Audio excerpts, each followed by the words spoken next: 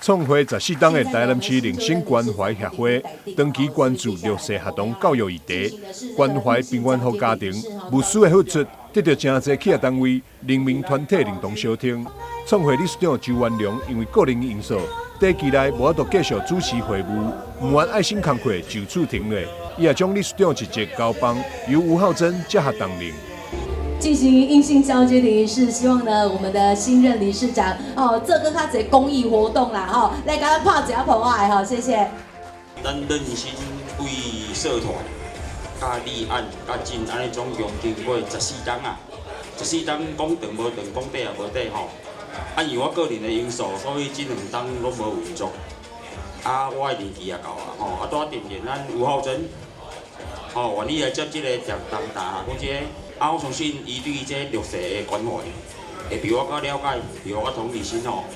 望大家继续支持，安尼好无？协会14档来的人生付出，得到社会各界大力肯定。到这参会热烈滚滚，现场会当看到政府官员、民意代表、记者协会、圣耀科技公司、宝尚精密公司、空恩金爱心协会、朝日行善会也拢到场祝贺。那时候我在当区长，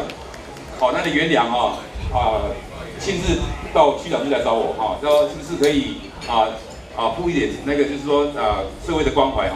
人家有些类社团有要捐一些东西给我们的大市生产市场的居民德里下的居民比如说华堤有一个柜里非常感动所以特别我们也开了一个记者会那时候元良兄也特别见证了我们所有的会员见证了很多那个前年的礼券我印象很深刻现在大概8、9年了也在讲让我到现在都非常感动。咱这个韧性关怀协会，因为进前2档因为一寡因素，所以讲咱来停止运作。也过第一行这个咱元良兄有咧讨论做爱心，希望当个延续。所以讲点咧询问问讲，安尼这两个安尼这个时阵要安怎去处理？我讲好，无问题，我马上来处理，马上来拜托阮承办的啦阮这个爱心会承办。马上把这个窗口，把这个窗口开出来，马上让阮阮吴老师会当来做这个联系，把咱进前这2、3档，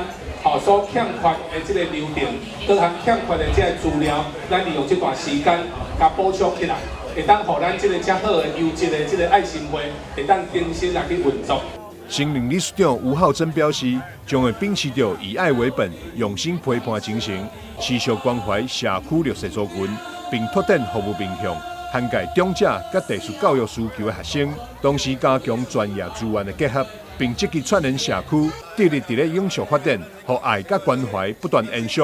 台南新闻张秀维采访报道。